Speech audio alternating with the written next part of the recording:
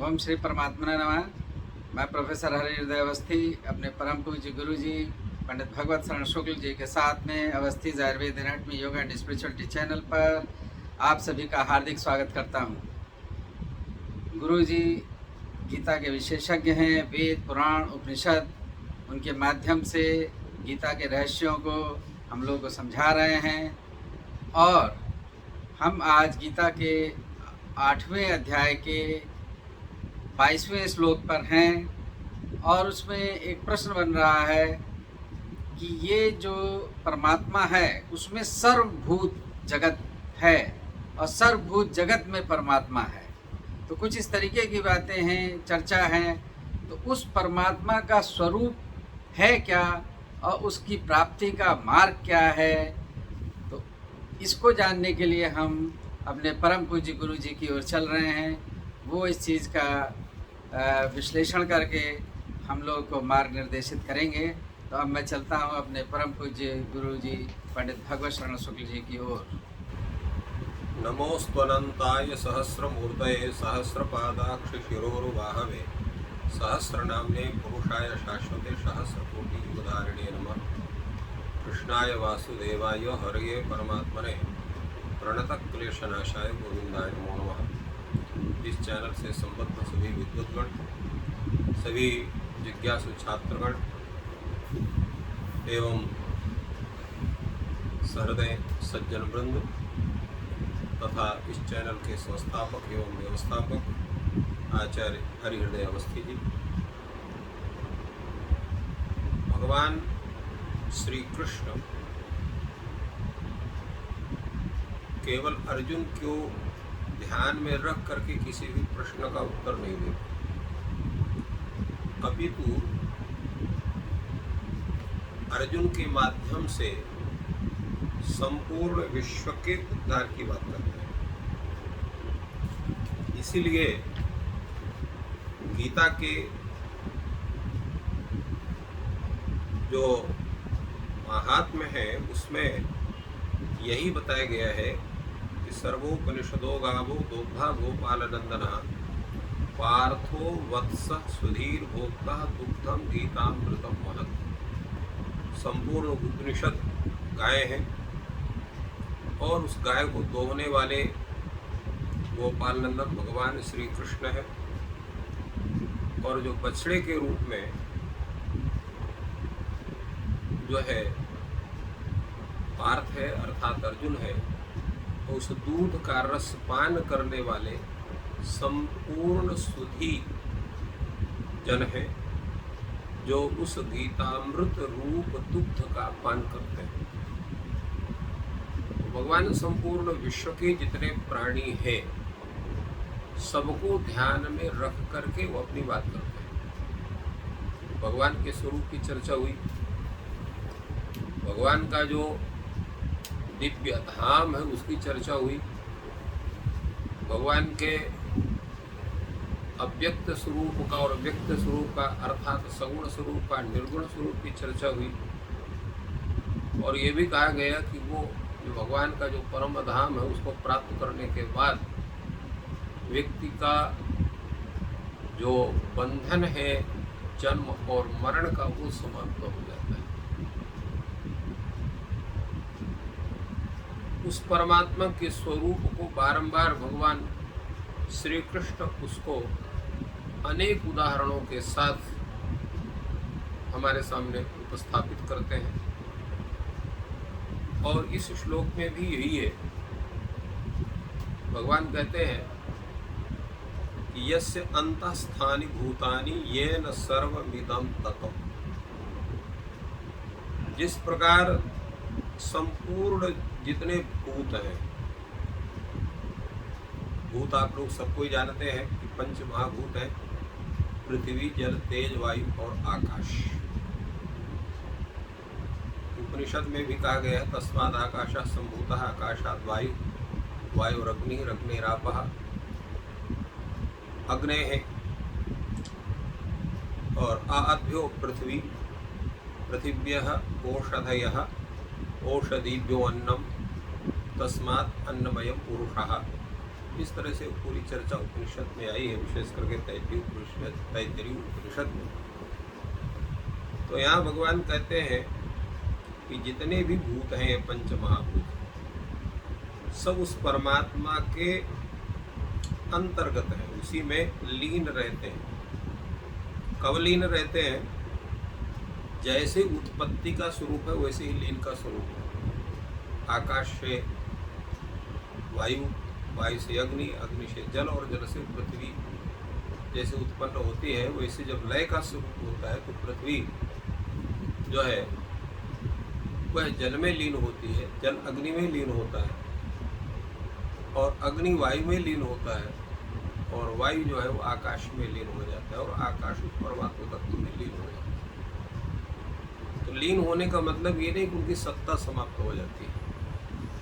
लीन होने का मतलब उनका जो सूक्ष्माति सूक्ष्म स्वरूप है वो परमात्मा में व्याप्त हो जाता है। इसलिए उस परमात्मा में संपूर्ण भूत जो है वो सूक्ष्म रूप से समाहित होते हैं। इसलिए यहाँ पर गीता में कहा है यस्य अंतस्थानि भूतानि। और परमात्मा को हम ढूंढने कहाँ जाएंगे? वो परमात्मा सर्वत्र है। येन इदं सर्वं ततम्। जितने भी विश्व के स्वरूप दृश्यमान हैं, चाहे वो एक कण से लेकर के और सुमेरु पर्वत तक की हम बात कर सकते हैं कि सबसे बड़ा सुमेरु पर्वत और सबसे छोटा एक अणु है, या हम परमाणु की भी बात कर सकते हैं। तो वो सब में वो परमात्मा तत्व विद्यमान है। इसलिए सर्वततम, ततम अर्थात व्याप्तम, संपूर्ण जगत में वह परमात्मा व्याप्त है, अर्थात उस परमात्मा से ये संपूर्ण जगत परिपूर्ण है। हमारे जितने भी उपनिषद हैं या वेद के मंत्र हैं वो भी इसी बात को कहते हैं। अब वो कैसा है वो परमात्मा तत्व? तो सह परः पुरुषः, वह परम पुरुष है। परम पुरुष का मतलब क्या हो गया? परम पुरुष का मतलब हो गया कि वो संपूर्ण विश्व में व्याप्त करके संपूर्ण विश्व का नियंत्रक है। हम लोग विश्व की बात नहीं करते हैं। विश्व का मतलब आजकल केवल होता है कि पृथ्वी तल के जितने भी देश प्रदेश या स्थान विशेष है उनको सबको लोग करके विश्व की चर्चा करते हैं। हम लोग ब्रह्मांड की पूरी चर्चा करते हैं और विश्व शब्द से भी यहाँ पर ब्रह्मांड ही अभिप्रेत है।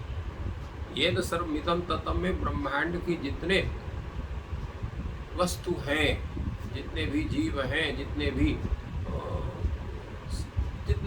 अवयव पदार्थ हम कह सकते हैं, सब में वो परमात्मा जो है वो व्याप्त है। तो उस परम पुरुष का लाभ या उसकी प्राप्ति कैसे हो सकती है? क्योंकि ऊपर में कहा गया, ऊपर के श्लोकों में या पिछले श्लोकों में, उस परमात्मा तत्व की प्राप्ति ही परम गति का स्वरूप है और वही उनका परम धाम है। और जब इसको प्राप्त करके व्यक्ति पुनः आवागमन में लिप्त नहीं होता है। यद दत्वा निवर्तन्ते तद्धाम परमम मम, इसकी चर्चा कल हुई थी। तो वो परमात्मा तत्व जब इस प्रकार का है, संपूर्ण विश्व में व्याप्त है, तो कहीं भी उसको प्राप्त किया जा सकता है, कहीं भी प्राप्त किया जा सकता है और कभी भी प्राप्त किया जा सकता है।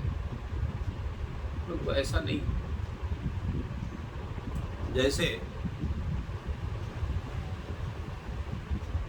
लकड़ी है, लकड़ी में अग्नि है, किंतु उस अग्नि को प्राप्त करने के लिए हम क्या करते हैं? उसका घर्षण करते हैं। घर्षण करते हैं तो एक निश्चित तापमान उसमें उत्पन्न होता है और निश्चित तापमान उत्पन्न होने पर वो अग्नि प्रज्वलित हो जाती है। जिसको आप लोग ने यज्ञशालाओं में जिस समय वैदिक लोग उस अग्नि के, विशुद्ध अग्नि की संप्राप्ति के लिए अग्नि मंथन करते हैं और इसी तरह का अग्नि मंथन कर लेते हैं वो जो जंगलों में पशुओं को चराने वाले चरवाहे हैं, उनको भी अग्नि की जरूरत होती है। तो कुछ ऐसे पेड़ हैं जिसमें से जल्दी अग्नि उत्पन्न होती है और वो लेकर के अपने सामान्य जो उनके उपकरण हैं उन उपकरणों के माध्यम से 2 लकड़ी को लेकर के और 2 आदमी उसमें घर्षण करके अग्नि को उत्पन्न कर लेते हैं। अग्नि दिखाई नहीं पड़ती। उसी प्रकार परमात्मा तत्व है जो सर्वत्र व्याप्त है, हमें किसी को दिखाई नहीं पड़ता है, किंतु जब अनन्य भक्ति होती है उसकी और उस भक्ति की जब पराकाष्ठा उत्पन्न होती है तब वो प्राप्त होता है। इसलिए कहा कि भक्त्या लभ्यस्त्वनन्यया, अनन्य भक्ति के द्वारा उस परमात्मा तत्व का साक्षात्कार किया जा सकता है। इसी तरह से एक पत्थर विशेष होता है, उसके द्वारा भी अग्नि उत्पन्न होती है, परंतु पत्थर में अग्नि है यह हमको नहीं दिखाई पड़ती। तात्पर्य ये है कि जैसे अग्नि एक सामान्य स्वरूप में हम घर्षण करके पत्थर से या लकड़ी से अग्नि को हम प्राप्त करते हैं न दिखाई देने पर भी, उसी प्रकार सर्वत्र व्याप्त जो परमात्मा तत्व है जो हमको दिखाई नहीं पड़ता है, किंतु जब अनन्य भक्ति का अवलंबन हम लेते हैं, उसकी साधना करते हैं, तो परमात्मा तत्व हमारे सामने प्रकट हो जाता है। अब ये अनन्य भक्ति बनेगी कैसे, ये भी बड़ा गूढ़ विषय है। अनन्य भक्ति हम कैसे करेंगे, उस भक्ति का स्वरूप क्या होगा, क्या साधना होगी उस अनन्य भक्ति को प्राप्त करने के लिए, ये भी एक बड़ा विचारणीय विषय है। क्योंकि सर्वाधार, सर्वांतर्यामी, सर्वशक्तिमान जो परमेश्वर है, जब हम उसमें पूर्ण समर्पण करते हैं और समर्पण करने के साथ साथ हम ये सोच लेते हैं कि उस परमात्मा से अतिरिक्त कोई भी व्यक्ति हमारा उद्धार नहीं कर सकता, अत्यंत विश्वास, अत्यंत विश्वास क्या है कि परमात्मा के अतिरिक्त और कोई भी हमारा जीवन का आधार नहीं है। मुख से कहना तो बड़ा सरल है, सभी कोई कह देते हैं भगवान भरोसे हम हैं, भगवान जो करेंगे वही ठीक है, किंतु जब हमारे ऊपर मार पड़ती है परिस्थितियों की तो हम चिल्लाना चालू करते हैं, उसे परमात्मा को छोड़ कर सबको याद करते हैं, परमात्मा को ही अकेले भुला देते हैं। और अगर उनको याद भी करते हैं तो गाली देते हैं कि भगवान ने हमको ऐसा दुख दे दिया, हमको ऐसा कर दिया, फलाना कर दिया, ठिकाना कर दिया। परंतु सुख की अवस्था होती है तो अपने पुरुषार्थ का हम बखान करते हैं कि हमने ये किया, हमने वो किया, इसलिए हमको हमारे पास ये है, ये हमारे पास द्रव्य है, ये हमारे पास अधिकार है, ये हमारे को पद प्राप्त हुआ है। तो अनेक प्रकार के ऐश्वर्यों की प्राप्ति पर अपने पुरुषार्थ को आगे करते हैं, तो उसमें परमात्मा तत्व तो हमें कहीं दिखाई नहीं पड़ता। तो ऐसे अनन्य भक्ति का स्वरूप नहीं होता। अनन्य भक्ति का स्वरूप है कि चारों ओर दशों दिशा में उस परमात्मा तत्व का अनुभव आपको होने लग जाए और प्रत्येक वस्तु में, प्रत्येक जीव में उस परमात्मा तत्व का दर्शन आपको होने लग जाए। अर्थात परमात्मा से अतिरिक्त, तद्व्यतिरिक्त विश्व में कुछ है ही नहीं है, प्रतीति हो जाए। ये भाव होना बड़ा मुश्किल होता है, जल्दी हो नहीं पाता है, और जब वो हो पाता है तो हम सबके बीच में रह नहीं सकते हैं, क्योंकि परमात्मा तत्व का जो स्वरूप है जब हमारे अंदर प्रकट होता है और वो अनन्य भक्ति के माध्यम से, तो लोगों के लिए हम पागल दिखाई पड़ते हैं, लोगों के लिए हम असामाजिक जैसे दिखाई पड़ते हैं, मूर्ख दिखाई पड़ते हैं, अज्ञ दिखाई पड़ते हैं, क्योंकि उस स्वरूप का भी अनुभव किसी के पास नहीं है, और जिसके पास है वो समाज के बीच में रहता नहीं। क्यों? क्योंकि समाज जो है वो अपने अनुसार, अपने स्वार्थवश हमसे अपने स्वार्थ को सिद्ध करना चाहता है। अब जब वो परम तत्व की अवस्था बनती है तो उसमें न तो व्यक्ति भी दिखाई पड़ता है, न तो समाज दिखाई पड़ता है, न धरती दिखाई पड़ती है, न आकाश दिखाई पड़ता है, ना अपना आधार दिखाई पड़ता, ना अपने को आधे के रूप में हम कहीं पर परिकल्पना कर पाते हैं, केवल परमात्मा तत्व के दर्शन होते हैं। तब जब वो अनन्य भक्ति का स्वरूप बनता है तो परमात्मा का साक्षात्कार होता है। वो साक्षात्कार की अवस्था होती है परमेश्वर को प्राप्त करने की। इसलिए भगवान ने कहा कि सर्वत्र व्याप्त होने के बाद भी मुझे प्राप्त करने का भक्ति के अतिरिक्त कोई साधन नहीं। यद्यपि भगवान ने ज्ञान को भी भगवत प्राप्ति का साधन बताया, मोक्ष का साधन बताया, परंतु अंत में जो भक्ति, अनन्य भक्ति को ही शरणागति कहते हैं। शरणागति का स्वरूप ही होता है। उसके पहले स्थिति क्या होती है? रामायण में कहा गया, जाने बिन न होय प्रतीति, बिन प्रतीत होय नहीं प्रीति, प्रीति बिना नहीं भगति दृढ़ाई, जिमि खगेश जल की चिकनाई। तो सबसे पहले विश्वास, पूर्ण रूप से विश्वास, जिसको आजकल के तथाकथित बुद्धिजीवी लोग अंधविश्वास कहते हैं। अंधविश्वास शब्द का वो अर्थ ही नहीं समझ सकते। अंधविश्वास किसके ऊपर किया जाता है? अंधविश्वास का मतलब कि तर्क न करते हुए उस परमात्मा तत्व के विषय में पूर्ण समर्पण होना। और अंधविश्वास को केवल परमात्मा पर ही किया जा सकता है। परमात्मा से अतिरिक्त और दूसरे किसी भी व्यक्ति में नहीं किया जा सकता। क्यों? क्योंकि परमात्मा तत्व ही एक ऐसा तत्व है जिसे आपसे कोई लेना देना नहीं, आपसे कुछ नहीं चाहते। उस परम प्रेम के अतिरिक्त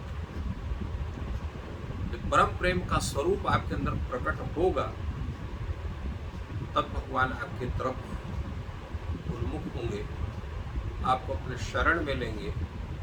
और जब आपके अंदर ये भावना होगी उस परमात्मा से अतिरिक्त और कोई हमारा नहीं है, इसलिए भगवान कहते हैं सकृदेव प्रपन्नाय तवास्मीति याचति। जो मैं तुम्हारा हूं एक बार जो कह देता है अपने पूर्ण रूप से, तो भगवान उसको सद्गति प्रदान करते हैं। वो अनन्य भक्ति का स्वरूप है। अर्थात परमात्मा तत्व के अतिरिक्त तद व्यतिरिक्त सभी वस्तु का, सभी पदार्थ का, सभी व्यक्ति का, सबका अभाव जिसको दिखाई पड़े, परमात्मा के तो कुछ भी न दिखाई पड़े, वो अनन्य भक्ति का स्वरूप है। कहना तो बड़ा सरल है, किंतु कैसे होगा ये बिना साधना के और गुरु कृपा के संभव नहीं है। तो उस अनन्य भक्ति का जब उदय हमारे मस्तिष्क में होगा, पूर्ण समर्पण, सर्वतोभावेन समर्पण, जब मन वाणी कर्म शरीर सबसे बनेगा, तब जाकर के उस परमात्मा तत्व का साक्षात्कार होता है। जब परमात्मा तत्व का साक्षात्कार होगा तभी परम गति की प्राप्ति बन सकती है, उसके पहले नहीं बन सकती है।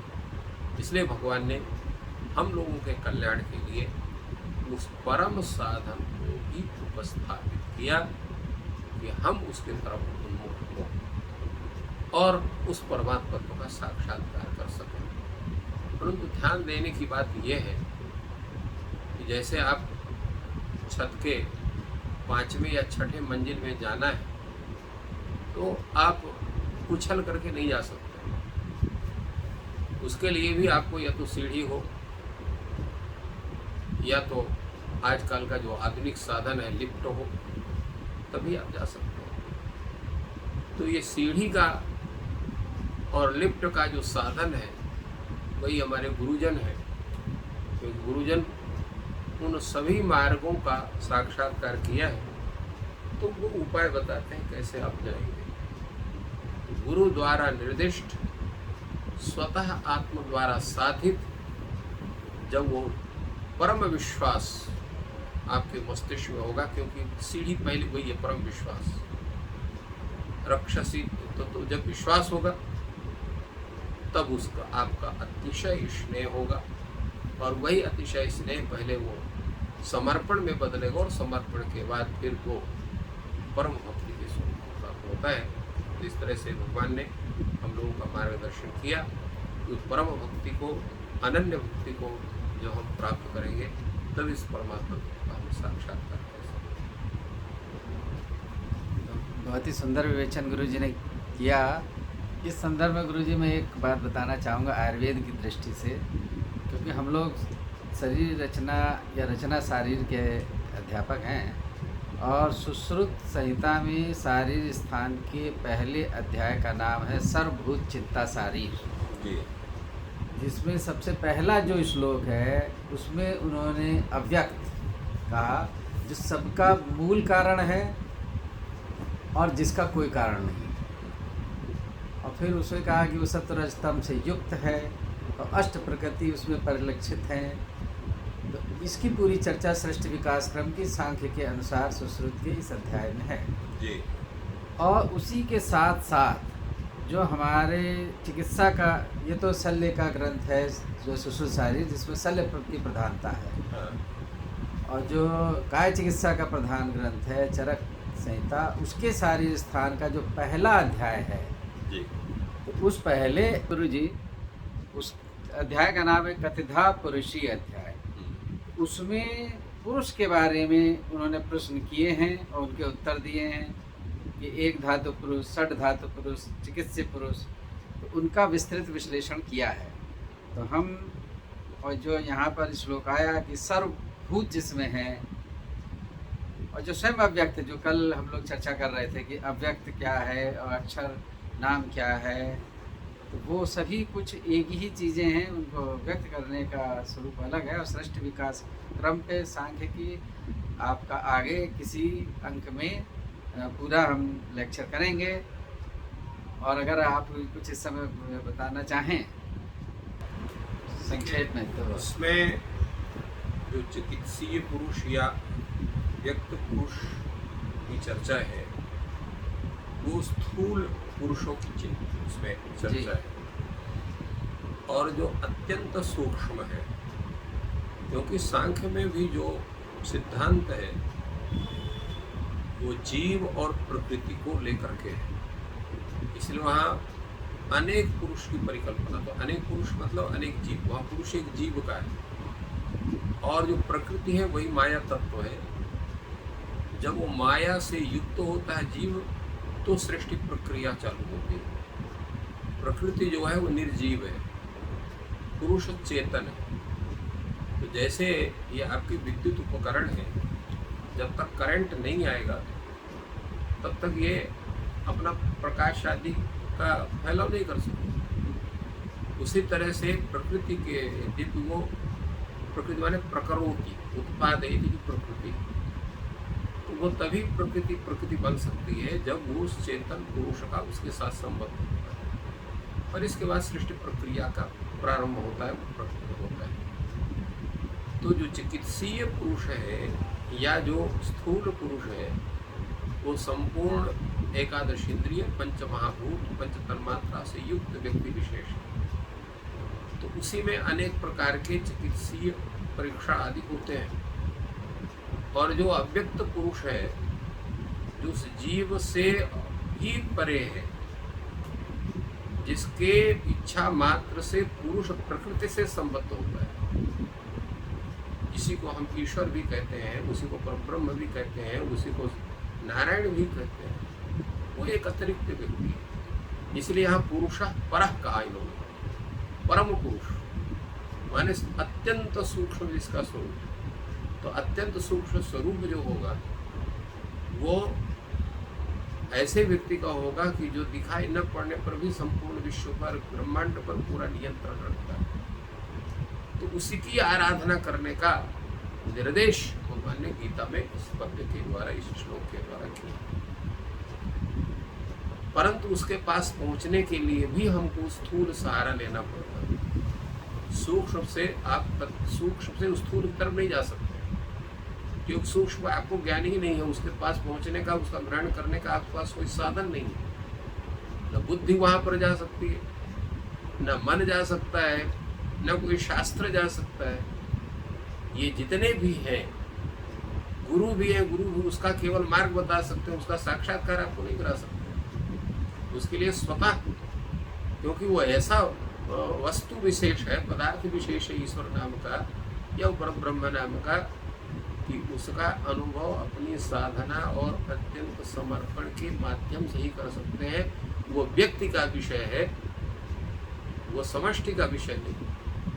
इसीलिए कि शायद गुरु जी जो आगम में है या मूर्ति पूजा जो हमारी आई, ये भी स्थूल स्वरूप, तो स्थूल स्वरूप से सूक्ष्म की तरफ सूक्ष्म को चलने का जाने एक ये मार्ग बना। हाँ, आप उस परमात्मा, जब आप मूर्ति में का ध्यान करते हैं, मूर्ति के पास बैठते हैं, तो मूर्ति के साथ मूर्ति को अपलक आप उनको देखते देखते फिर आपकी आंख बंद हो जाती है। उसका क्या तात्पर्य आंख बंद होने का? या आप आंख बंद करके ध्यान कर लगते हैं मूर्ति का साक्षात्कार करके, तो उस मूर्ति के अंदर जो सूक्ष्म तत्व बैठा है, जिस स्थूल मूर्ति में भी आप परमात्मा भाव करके उसका पूजन अर्चना करते हैं, तो उस मूर्ति में बैठा हुआ जो परमात्मा तत्व है, उसी का ध्यान आप करते हैं आंख बंद करके, जिसके कारण वो मूर्ति हो जाती है। नहीं, मूर्ति ना होकर के वो केवल विग्रह मात्र रह जाएगा। उसी तरह से की जाए। हाँ, उसी प्रकार हम गुरु में भी परमात्मा बुद्धि करते हैं, अपने माता में परमात्मा बुद्धि करते हैं, अपने पिता में परमात्मा बुद्धि करते हैं। इसलिए इनको सबको श्रेष्ठ कहा जाता है। नहीं तो श्रेष्ठ क्यों होगा? श्रेष्ठता का मतलब यह है कि राग द्वेष विरहित तो हो करके व्यक्ति विशेष की हित चिंतन का सामर्थ्य जिसमें हो, वही गुरु तत्व का व्यवहार का विषय बन सकता है। तो ऐसे केवल 3 ही व्यक्ति संसार में हैं, माता, पिता और गुरु। ये अपने पुत्र आदि के विषय में, अपने शिष्य के विषय में स्वार्थ शून्य होकर के उसका हित चिंतन करते हैं। इसलिए इनको परम श्रेष्ठ स्थान प्राप्त है। माँ को भी इस तरह से प्राप्त है, गुरु और पिता को भी प्राप्त है, और गुरु को भी प्राप्त है। और यही हमारा मार्गदर्शन करते हैं बाल्यकाल से लेकर के प्रौढ़ावस्था तक, और यहाँ तक कि जब तक वो गुरुजन हमारे रहते हैं। अब यहाँ पर गुरु शब्द के बहुत से स्वरूप हो सकते हैं। हम यहाँ पर जिस गुरु शब्द की चर्चा कर रहे हैं, जिसने परमात्मा का साक्षात्कार करके और आपको उस दिशा के तरफ जाने का मार्ग प्रशस्त करता है, वो गुरु शब्द का सबसे बड़ा अधिकारी हो। और बाकी जो अक्षर ज्ञान कराने वाले वो भी गुरु हैं, वो भी सम्माननीय है, परंतु सर्वथा सम्माननीय वो है जिसने उस परमात्म तत्व के विषय का पूर्ण अनुभव एवं मार्गदर्शन हमारा करता है। इसलिए उसकी सर्वथा श्रेष्ठता उसकी बन जाती है। परंतु उस मार्ग तक पहुंचाने का कार्य जो अन्य गुरुजन हैं वो भी करते हैं। जिसने अक्षर का पहले आ ई उ का पहले ज्ञान कराया, का का ग का ज्ञान कराया, उससे लेकर को जिसने MA MSc या अन्य शास्त्र जितने हैं उनका सबका ज्ञान कराया, उनका भी योगदान है उस परमात्मा तत्व के साक्षात्कार करने में। क्योंकि ये भी एक स्थूलतम सीढ़ी बनती है, परंतु सूक्ष्मतम सीढ़ी का जो दीक्षा गुरु है और जो तपस्वी हैं, जिन्होंने इन परमात्मा तत्व का साक्षात्कार किया है, उस मार्ग को जाना है, वो जो मार्ग बताते हैं वो उत्तम मार्ग है। इसलिए उनका स्थान भी उत्तम हो जाता है। तो इस कारण से ये तीनों माता, पिता और गुरु, ये भी उस परमात्मा तत्व के साक्षात्कार के एक प्रमुख साधन बनते हैं, प्रमुख सोपान बनते हैं, जिनके माध्यम से हम आगे चल करके अपने मुख्य मार्ग का चयन कर पाते हैं। बहुत ही सुंदर व्याख्यान हुआ, और आप सबको अगर ये ज्ञानप्रद लगा और लाभप्रद लग रहा है तो कृपया जो नए जुड़े हैं वो चैनल को सब्सक्राइब करें और लाइक करें वीडियो को, और अपने मित्रों के साथ शेयर करें। आपका दिन शुभ हो और ईश्वर आपकी मनोकामना पूर्ण करें। धन्यवाद।